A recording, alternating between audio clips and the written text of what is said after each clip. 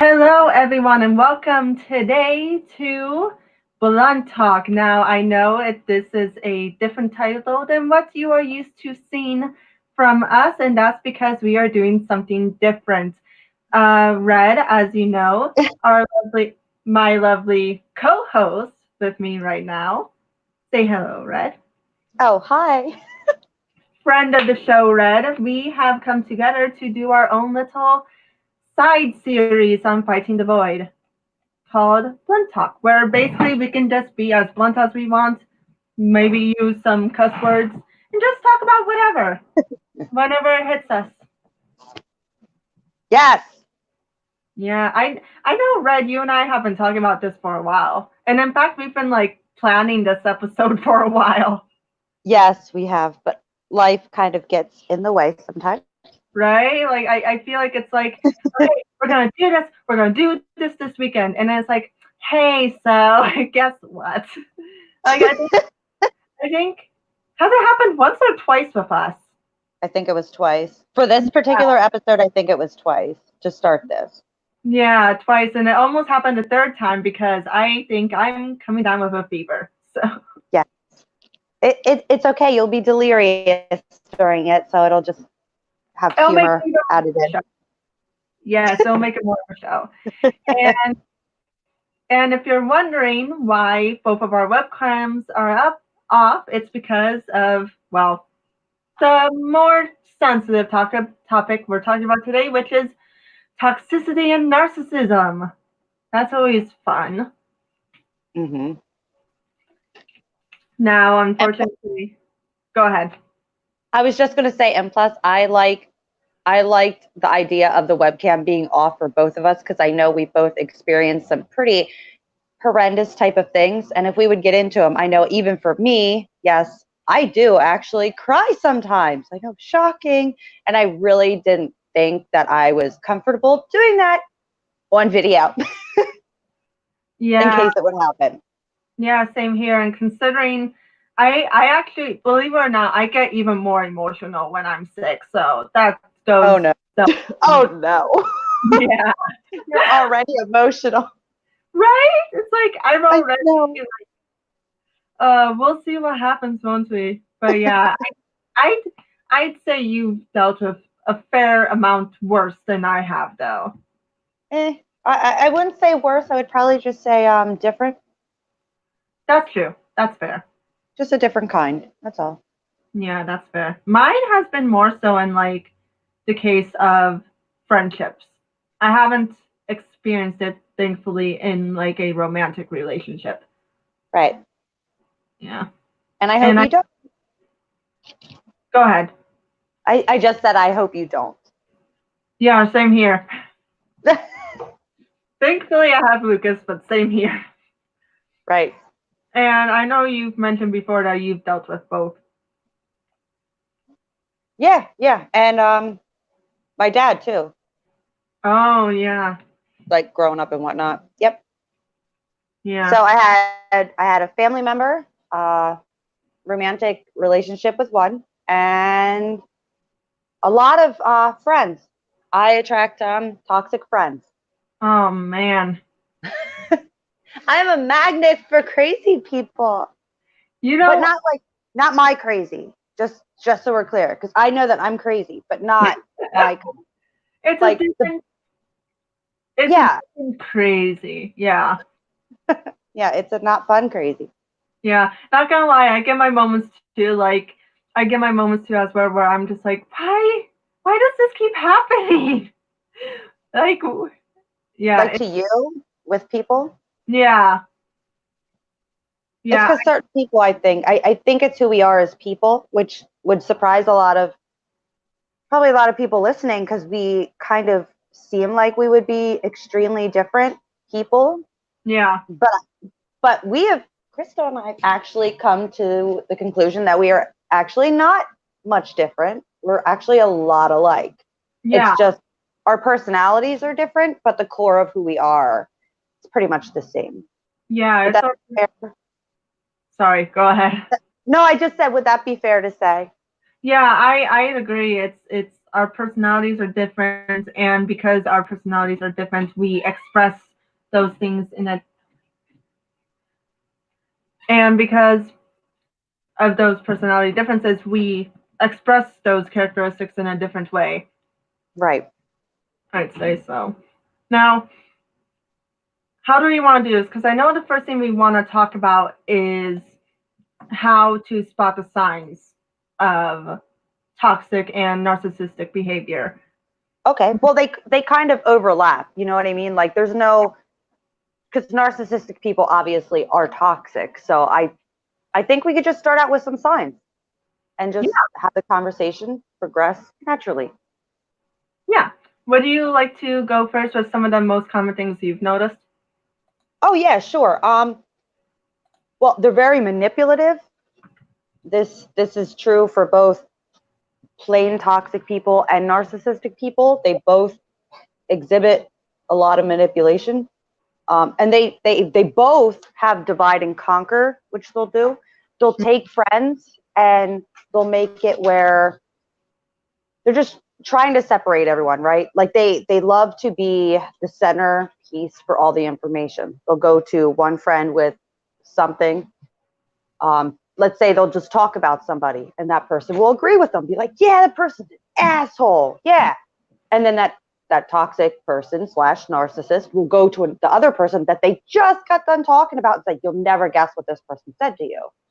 And then what that does is the toxic person in the middle is controlling all of the information of who gets what. And before you know it, friends are not talking to each other anymore. Everyone's mad at everybody, but no one actually knows what's going on because they're refusing to talk because the narcissist in the middle is causing a bunch of drama to get people from not communicating with anybody.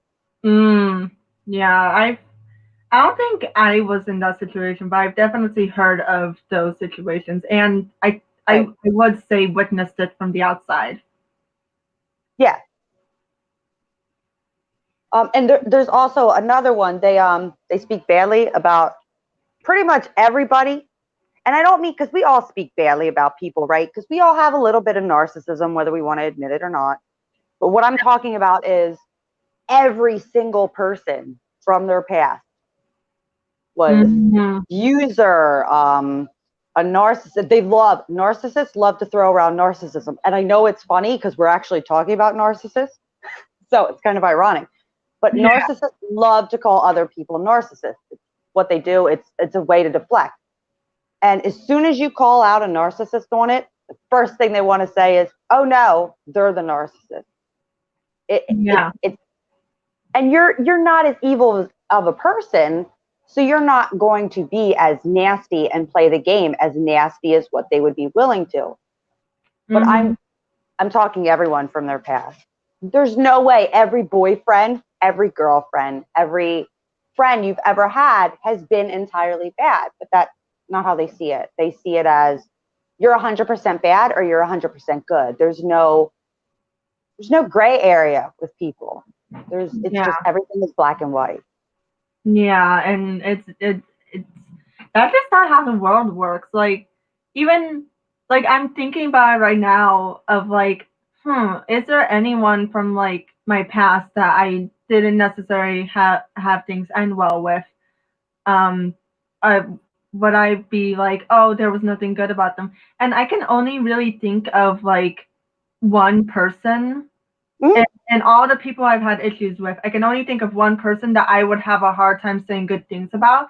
And that's only because even though it happened like a while, like years ago, I still have a hard time dealing with like what they like said to me and things like that. Like that would be like the only reason why I have a hard time saying good things. Otherwise, like I have a friendship, I still am dealing with like, oh, I miss that person, even though I felt used. Right.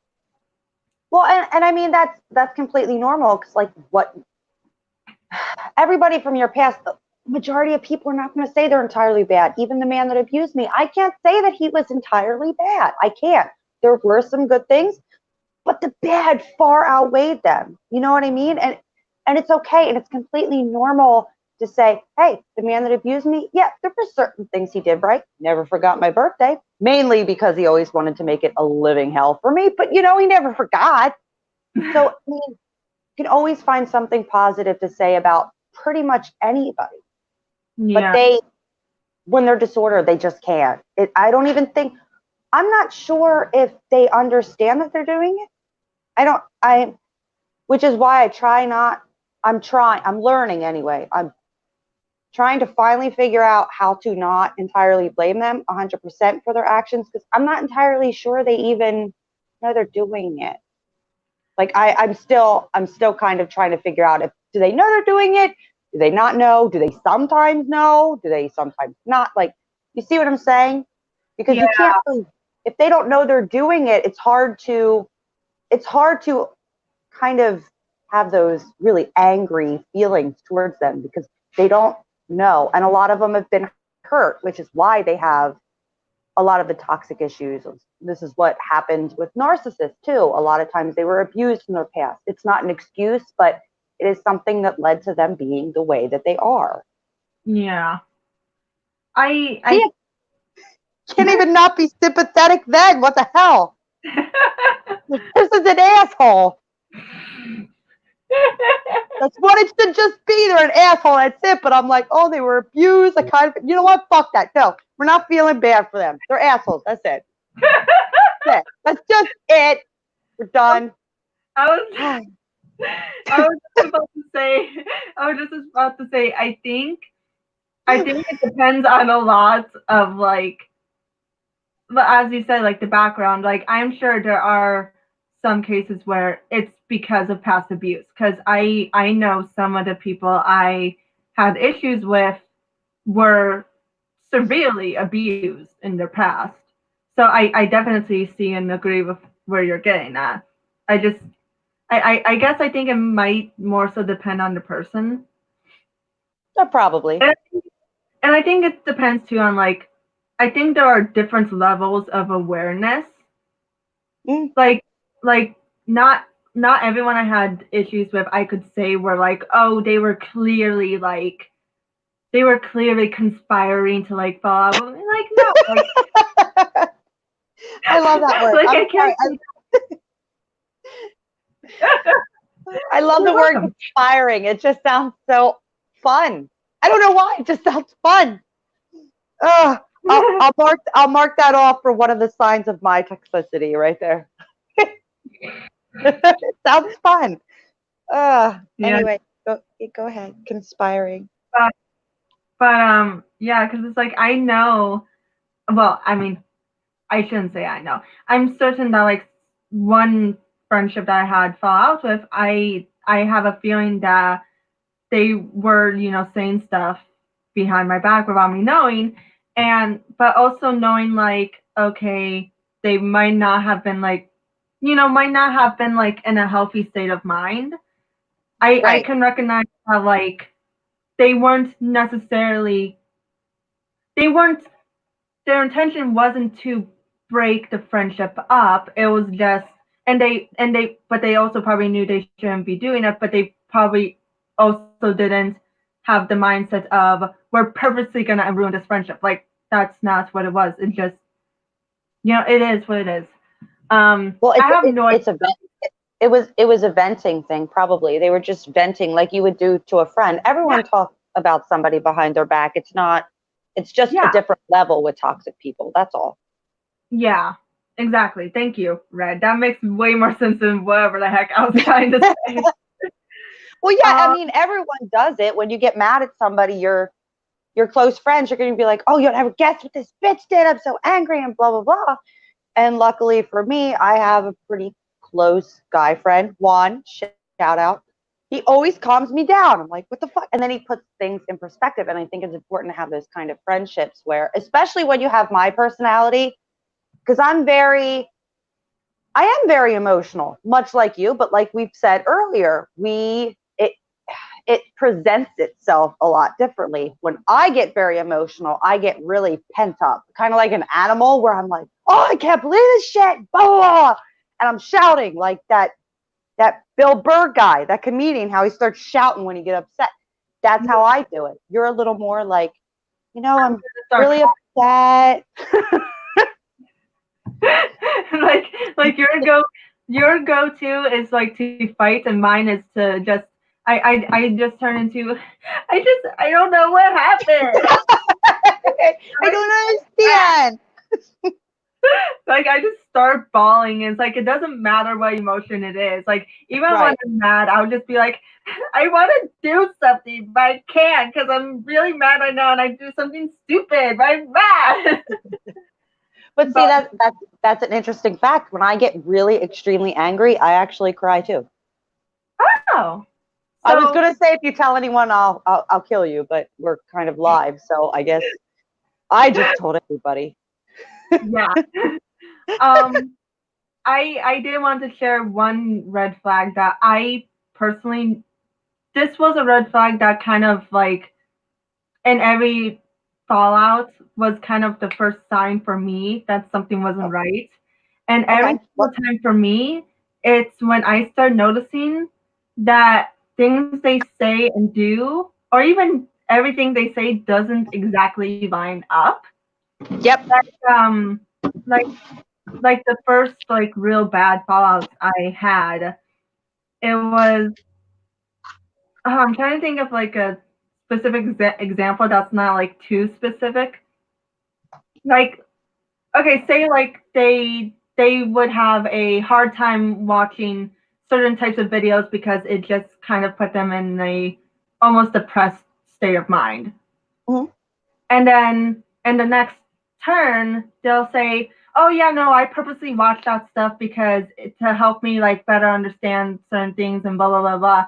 And I'd be like stuff like that where it's like, okay, you said one thing, but now you're saying a Right. completely other thing.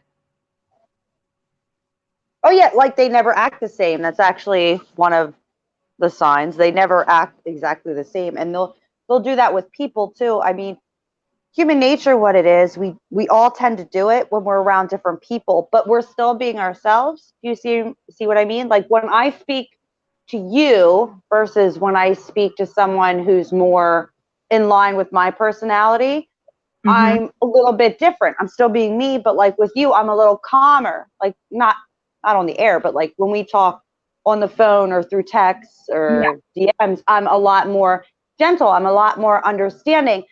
I'm a lot different than what people see on Twitter. They just assume that's who I am because Yeah. it's funny to me. But it's just not the same with them. Their stories just are never they're never the same. They're never consistent. There's always something different, and they can never back it up, and they get very angry when you ask them. Mm-hmm. Yeah.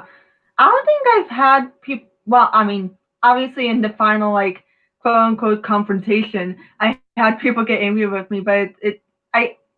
But for the most part, when it's like when I questioned those things, they didn't necessarily get mad at me. But then again, I didn't like push it enough to really cause an angry response. But it's like it's just those little things where just like you start noticing like, and they can be really small things too, like again, it's just things that start not diving, and it's like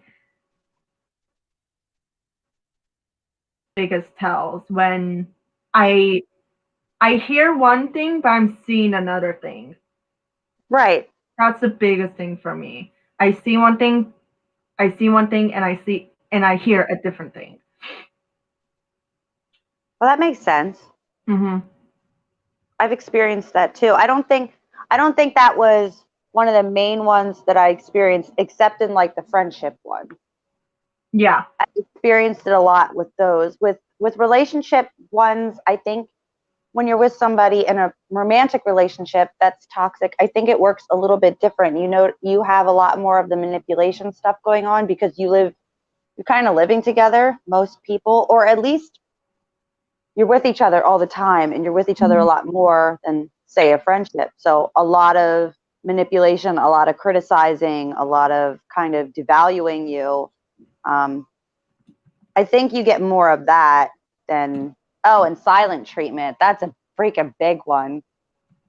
If anyone ever tries to quote unquote punish you with silence, get the fuck away from that person. Do me a favor, just get away from them, because that's not normal. And I know a lot of women do it. That's not what I'm talking about. I'm talking they'll go days without talking to you. They purposefully ignore you. That's not normal. That's a child throwing a temper tantrum, refusing to speak to you. Yeah, and I was actually just about to mention that too, because in my fallouts, that's one of the things I noticed, like, and it's especially with the first two fallouts I had, because that's what really made me like actually feel like even more feel like something was wrong, because I I would try to interact with them and I'd like get nothing, like sometimes even to the point of being ignored. And when I would start to like, okay, maybe they're upset, maybe they're just going through a hard time, I'll like pull back, and then they'd start doing things to try and get my attention, and then when I give it back again, nothing. Yep. Like that was especially the biggest thing in my second fallout. It was like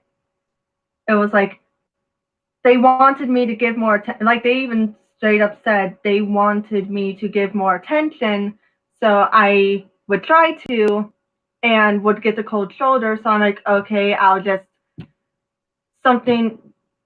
Everyone just seems to be upset, so I'll pull back. And then when I pulled back, it's like, oh, you're not giving us attention. How rude! How a friend you are. And it just, those games are really common too.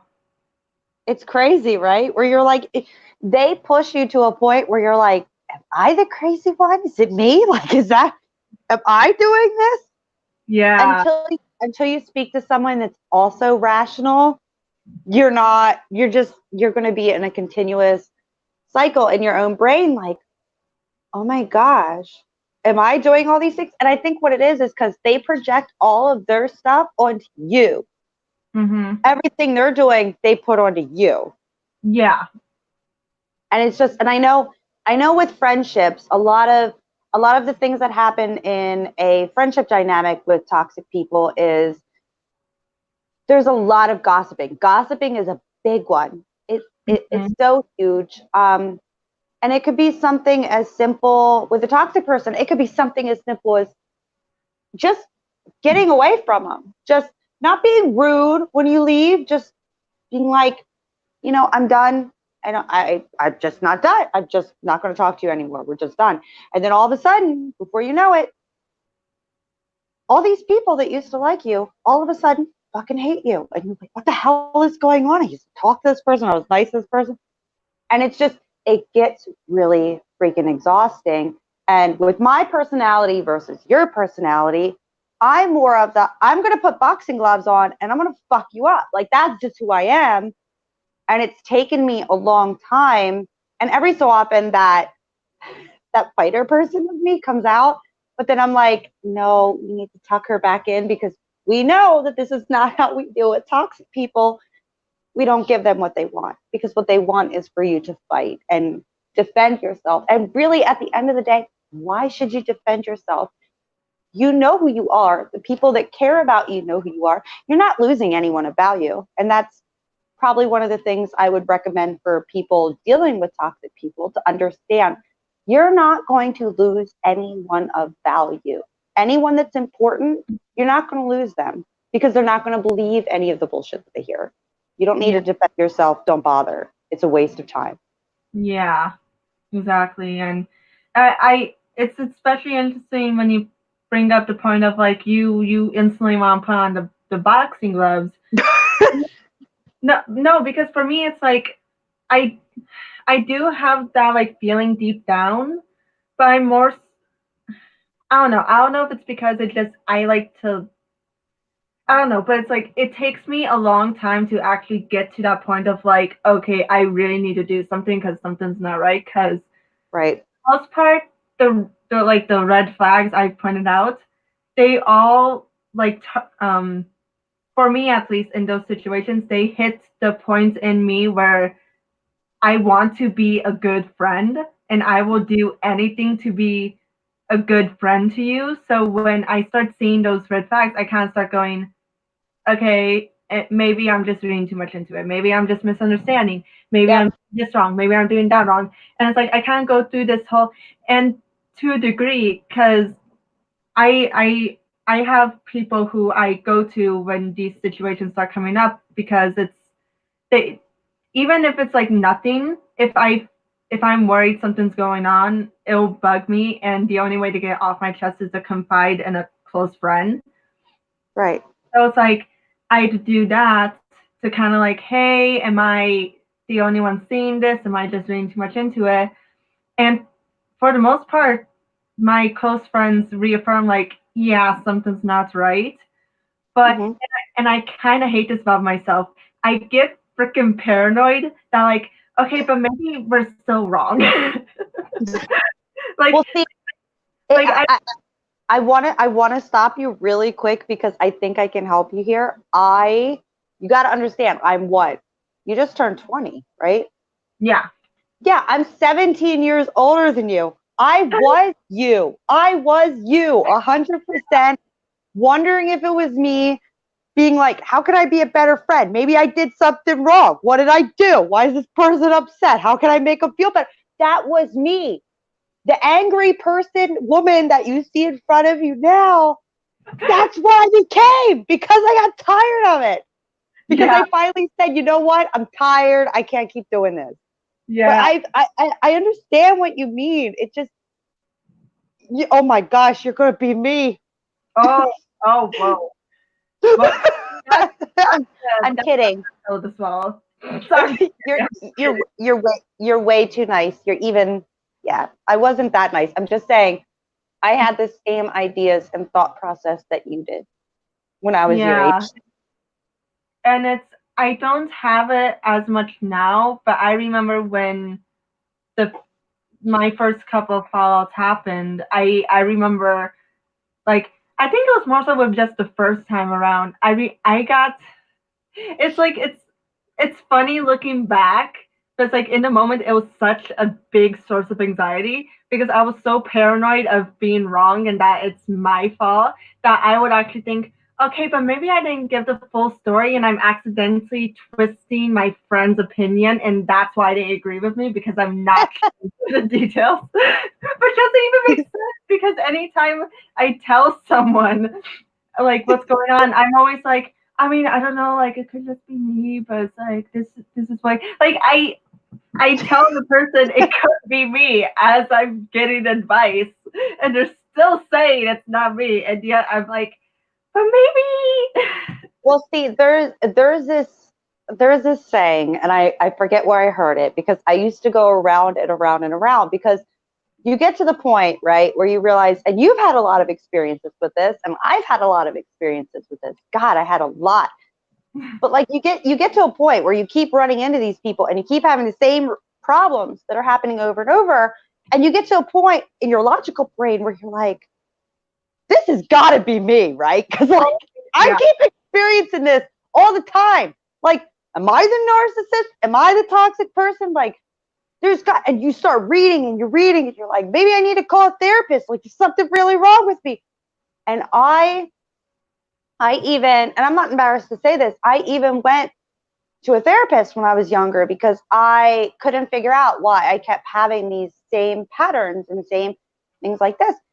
And they're like, well, a lot of your issues do stem from childhood and stuff. Like, you're used to having a father that exhibited a lot of narcissism and had a lot of these kind of behavioral traits and a lot of these things. So because you're accustomed to that, you've turned into the total opposite, kind of like you are. Like when you become an empath, you have a lot of empathy, mm-hmm.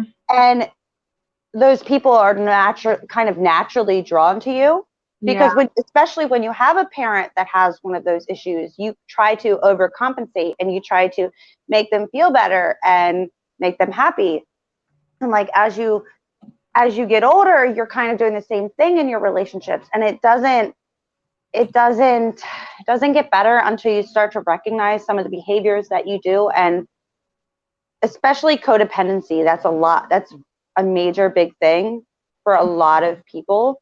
And I did suffer from that. And until I got therapy and made it through on the other side, I was finally able to find a man that was actually very kind and didn't do this crap. And I'm like, he's not normal. There's something wrong with him. He's supposed to be being an asshole. What the hell?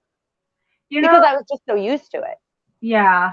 It's actually interesting that you bring up codependency because Lucas has been with me basically through every single fallout I've ever had. And when the first time happened, he and I were talking about it, and he actually said that in his opinion, from what he saw, codependency is sort of what led up to what happened, because it was a situation of we were all codependent on each other. Mm-hmm. But at some point, I eventually didn't need that codependency anymore. And right. as that happened, that's when issues started arising. Like me breaking away in a sort of way is what kind of led to the yeah. And another thing, because I guess I sort of sought this out for that this reason, but around after the time of my first fallout, this was during the time where people were really talking about that program BetterHelp, which is the online counselor and whatnot. I have no idea what that is. It was like this thing where it's like if you couldn't afford to like go see an actual therapist, you could sign up for BetterHelp and for a far cheaper price talk to like a counselor or whatnot. A lot of drama has come from that ever since, and I'm not fully aware of the situation with that or whatever. I think it was an issue with like the counselors they had and whatnot. But after my first fallout, I had such bad anxiety and a hard time dealing with it that I actually went to BetterHelp and I talked to a counselor, and I explained the entire situation, and it's like it took a counselor talking me through everything to get me to be like, okay, yeah, I wasn't misreading things. I wasn't the bad guy. I didn't like it took. It basically took a professional to get me to, which not everyone necessarily needs that to realize and come to understand, but it's like, I find it interesting that you and I both sought out the same thing. Oh, really quick. Hi, Maya. I see you. Yes, the devil is scared of me. Hi, people in the chat. Okay. So, yeah, I mean, I would recommend that therapy is not going to hurt you. If you feel like you need therapy and there's some areas in your life that you could work on and you can't quite figure out, like the way that you react to certain things, your relationship patterns, there's just something not right in the way that the direction your life is going. It's okay to get perspective by a therapist. I mean, that's kind of what they're there for. It's certainly not going to hurt. Why not go and do it? We could all use somebody to talk to and help. Oh yeah, agreed. There's 100%. No shame in doing any of that. Yeah, and I don't mean to cut us off on this topic, but since we're at the half-hour mark, I figured we get into discussing ways to get out of these toxic and narcissistic relationships. Would you like to go first, or I can? What, for getting out? I'm sorry, I was giving my daughter a hug and kiss. That's okay. For getting out of these situations, these relationships. Which kind? Because I think they're vastly different. We can start with friendships, and then you know what? You know what? It's fine. I really don't think they're any different. Well, first off, how about we do it like this, okay? Because if you have the relationship, like family dynamic, obviously you can't just. Well, I mean, you could cut them out, but Thanksgiving would be really weird. Yeah. So let's go through if you can't cut them out versus if you can. Yeah. If you can cut this person out completely, do it. That's it. Mm-hmm. Do it, done. And that specifically means block them on all social media. That means block their phone number. That means never see them again. And that also means, which is the hardest, especially if it's a romantic relationship, don't stalk their social media. You don't need to see who they're with anymore. It doesn't fucking matter. You're crazy. You don't want any parts of it. You definitely have to set limits and establish some kind of boundaries if you have to deal with this person, how long you're willing to discuss things, because they are toxic, so they do tend to take a lot of your energy from you. Yeah. You feel really drained. Set a time limit for yourself and stick to it, because they're very manipulative and they'll say, oh, I really need your help. And a lot of times people that, like me and Krystle, that attract toxic people, we tend to be concerned about the other person. I'm not so much there anymore, but you tend to be more concerned about that person and want to make sure they're okay. It doesn't matter. That clock hit, let's say 5:30. You wanted to end the call at 5:30. You end the call at 5:30. I don't care what they say. You end the call. They will use anything to keep you on. Don't share secrets with them. And like I said, these are for the ones you have to stay with. Yeah. If you don't have to stay with these people, cut them out. It's going to be hard, but it's the best thing you can do. No contact. Look up gray rock if it's possible for you to do that. Yeah. I agree. I really. Yeah, just don't give them what they want, basically. And what they want is your attention, your full undivided attention, regardless if it's negative or it's positive. They don't care. They just want it. Yeah. And I would say if you're more like me, where you have a hard time finally pulling that trigger, which every single time I do have a hard time putting my foot down, basically. What I would suggest, and I did this in both of my fallouts, I sort of start slowly distancing myself. Yeah. And it's more so too to kind of help yourself process it as well. Because that's a good idea. Because in both cases, it's hard enough to get yourself to finally pull the trigger in cutting ties. Right. So you might as well take steps to actually ease yourself into it and help yourself get to that point. And basically every single time, in my case, I in the end I ended up having a fight with the person because I was kind of like, okay, I'm gonna say my piece and then I'm gonna go. I'm gonna say what I feel. I'm gonna say what I feel like the issue is. I'm gonna, in my mind, it's almost like I don't want to say one last chance because my mind goes up. You're giving yourself closure. Yeah. Yeah. Yeah. Because I'd go in and it's like I'd say, I need to do this. Here's why. Here's how I feel about it all, and then my action, basically. Right. And that's how I probably do it. I mean, I used to try to do that with toxic people until I learned that it usually, when you do,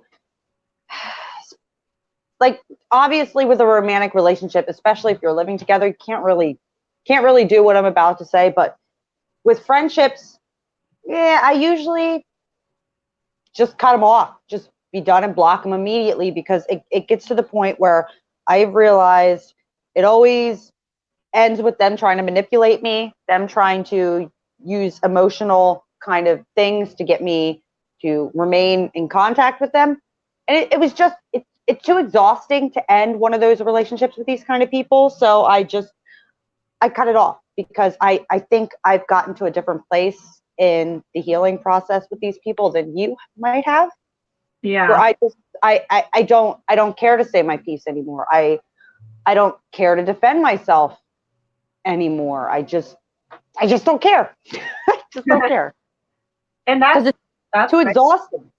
Yeah. And that's completely fair. And again, I go back to, I think it depends on the situation, because I have had one situation where I just had to do it. Like no talking, no closure, no nothing. Just I just gotta do it, and that's that. So I think I That was really, hard. That was hard for you, though, wasn't it? yeah, always. Knowing who you are, I'm like, oh, that would have killed her. It's me. Of course it was. You're too freaking nice. But it's like I think, well, because I think another reason why mine always ended up, well, not always, because the one I wasn't in it, but like the first fallout I had, it was with it was with a group.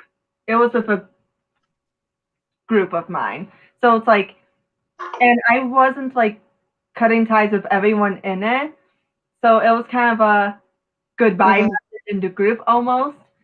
And it wasn't like they were like big groups. It was like small enough to where it's like I had someone close in there that I could confide in about what was going on, and they like supported me in what I needed to do. So Right. I think that's a big factor in why mine was like talking to get closure, because it was like a group situation where I needed to depart from a group. I did that too. Actually, Maya, being she's the one in the room, it's kind of funny being she's in the live chat. She was actually one of the ones from the group that I spoke to, and Juan was another one from the group that I spoke to. Everyone else, essentially everyone else, because I kind of seen everything go down kind of really freaking fast.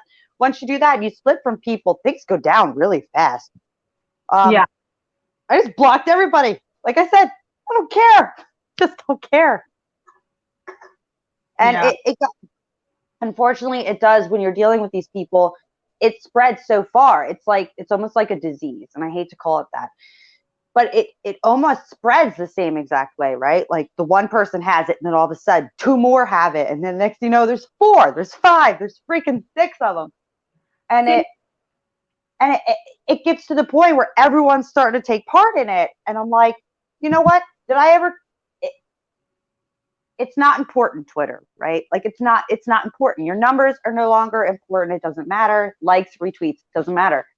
And it got to the point where I'm like, do I know this person? Do I actually know this person? Have I ever spoke to them? Have I ever interacted with them outside of the timeline? No. Cool. Block. Don't care. If it's somebody that I've spoken to, I went to a few and said, hey, this was about me. This is what's going on. Like, I feel this is kind of fucked up what you did. You're partaking in it and I don't appreciate it. And depending how they reacted, they got blocked too. And it's just something that you have to do. It hurts. It sucks that friends can do that to you, but it's just, they get sucked into it. And you shouldn't hate anybody because manipulators are kind of good at what they do. So, that's actually where I'm thankful with my situations, because mine like never grew or got public. In fact, I remember there was one group. This was one group where I left without saying anything. I just headed out, mhm. and one of the people from that group actually messaged me and were like, "Hey, are you okay? I don't know what's going on. I just now noticed you left. Are you all right?" Like the person had no idea that anything was going on. So it's like I'm thankful that my situations like stayed contained between me and the people they were between. No, And but I think part of that, not to cut you off, I think part of that is because I think a lot of that is my fault. I'm gonna be honest. I think a lot of that is my fault because I like getting back to the boxing gloves things, right? I'm like, fuck this person. I'm a subtweet. I don't care. I did do it at some point. I did event. I had before going to this person and been like, hey, where are these freaking subtweets coming from? Like, what the hell is this? And I was trying to figure it out. And I got a message from somebody, and I'm not going to mention this person's name. I'm not going to do the drama thing. I just don't care. But just for the sake of this conversation and for the story, I'm trying to show what exactly happens, how this that goes down. Someone messaged me and said, "Hey, what's going on with you and so and so?" And at this point, I didn't even fucking know anything was going on. So I'm like, What are you talking about? Like, there's a problem? So then I screenshotted it, cut the person's name out and their screen name out. So like they wouldn't know who it came from because I was protecting their, their identity. And I'm like, why am I getting messages like this? Like, what's going on? Is there a problem that I don't know about? And this person's like, well, I've been getting these messages too. So I think you should call me and we can talk about it. And I'm like, yeah, I was kind of a bitch about it. I'm like, no, there's no problem from my side. Why the fuck should I call you? Because, and this is what I learned. Toxic individuals, you never, ever, ever, when a situation comes up, you never go off the books, right? Like you stay on the books. You have a problem with me? Why can't you fucking text it to me? Because you don't want it screenshotted. Why don't you want it screenshotted? I don't care. I'll fucking do it on the freaking chat. They didn't want to talk to me on there. That immediately sent up red flags. And other things were said. And I'm like, oh, okay, well, that's cool. And I fucking blocked this person. And then all of a sudden, dude, that's all I did. We had her out. I blocked. Then all of a sudden, I was being called a streetwalker. I was having all these other people that I used to help out in DM rooms, in chat, get through their issues with therapy and stuff with their family. All of a sudden, I was being called all kinds of nasty names. And I didn't even freaking defend myself because I'm like, who the fuck cares? And just kept getting worse and worse. So I blocked more people. Oh, man. It's fun. I could deal with it. I did subtweet a little bit after that because fuck it, right? I don't care. I don't care. And you know what? This sounds really horrible, but I'm going to say it anyway. And I know Ginger's in the chat and he's probably going to yell at me afterwards because he's a Catholic and, all whatever.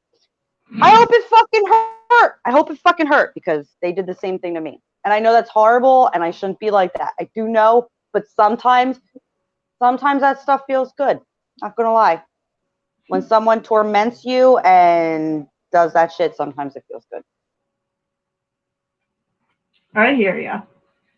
Go ahead, Krystle. You yell at me too. I'm not really in the mood to yell at anyone. You would never yell anyway.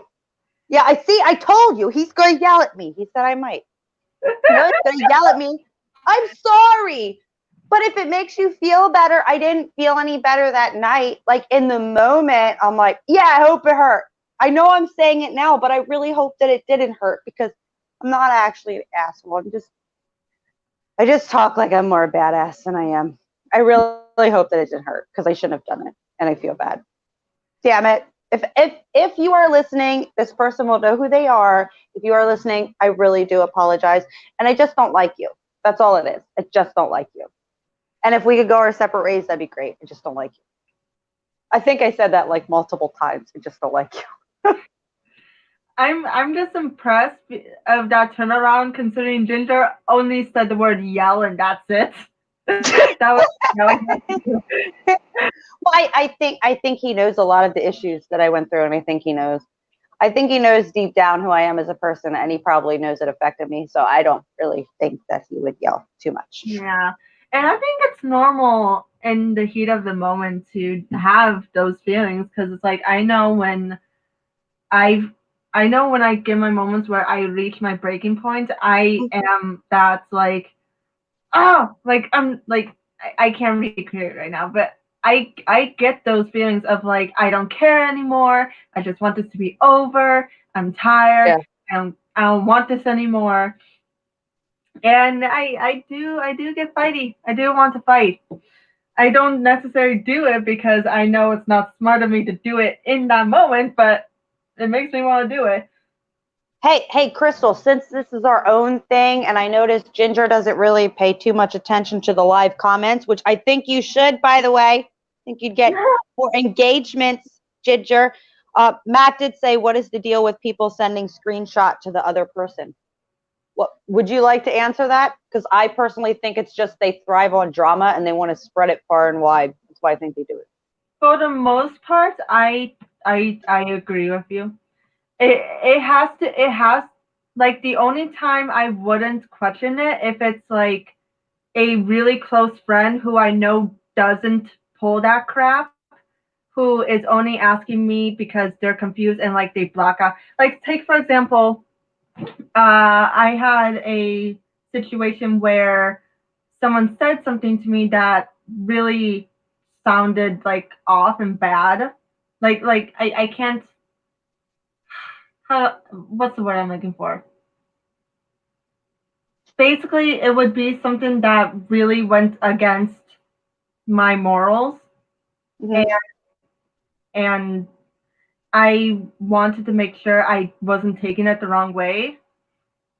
So a close friend I'd like ask a close friend, I'd block out the name and I'd be like, hey, does this like am I taking this the wrong way or what? That's the only situation where I wouldn't say it's like trying to stir up drama because it's like you're blocking out the name, you're only doing this Right. opinion and not trying to start anything. Like that situation is like okay, it's just someone trying to like understand something, trying to see if they're taking it wrong or what. Otherwise, yeah, it's probably just trying to start drama. Yeah, I think so too. But like, have you ever had a situation, and I've had this happen, not a lot. I think only once or twice actually, where someone says, "Oh, I have a screenshot of you saying blah blah blah," and basically blackmailing you with a screenshot of your private conversation. To which, you know how I am. Like, fucking show it. I don't care. I know what I said. I don't care. It's fine. Go ahead. But like, what is it going to hurt? Especially when you get to the point where you're like, I have really close friends that I adore. I have a really great family. Post some screenshots on Twitter. I don't fucking care. What the hell? Now, see that I haven't been blackmailed with anything, nor have I blackmailed anyone. That I haven't experienced, thankfully. And then we have Madness in the chat. He said, "Getting accused of things while having a massive headache that is hard to think ain't fun as well. Went away from social media that night. I hate drama." I think Oh, Madness. I think, yeah, I'm pretty sure I know.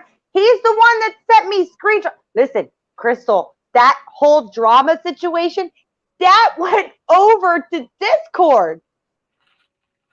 Madness was the one that was screenshotting the stuff and sending it to me. They finally figured out that it was him and they kicked him from the chat because they were running their mouths on Discord too. It wasn't bad enough they were subtweeting me and telling everyone shit on Twitter. They were talking shit on Discord about me too. Hey, find a screenshot. I dare you. I dare anyone. If you're listening to this, if you end up listening to this, I dare any single one of you to find one fucking screenshot where I'm talking shit about any of them. Just one. Just one. You won't find it. And if you do, post it and tag me in it. You won't find one. And on that spicy note, we're on our last 5 minutes. Don't you love it?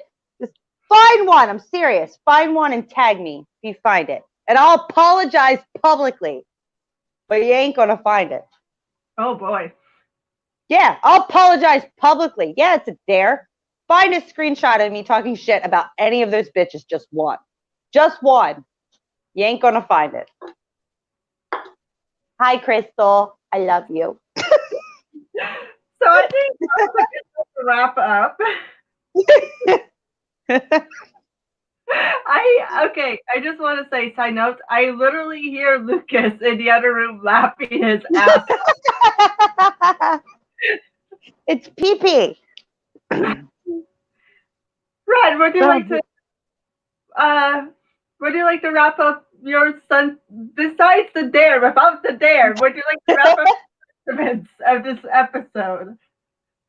I'm just gonna say life is entirely too short to deal with toxic people. If you can get away from them, just freaking get away with them. Be done. You don't owe them anything. You don't owe them an apology. You don't owe them shit. Don't defend yourself. Don't do nothing. Just cut ties. Be done. If you have to deal with them, I'll be praying for you because that's about all I can do to help you.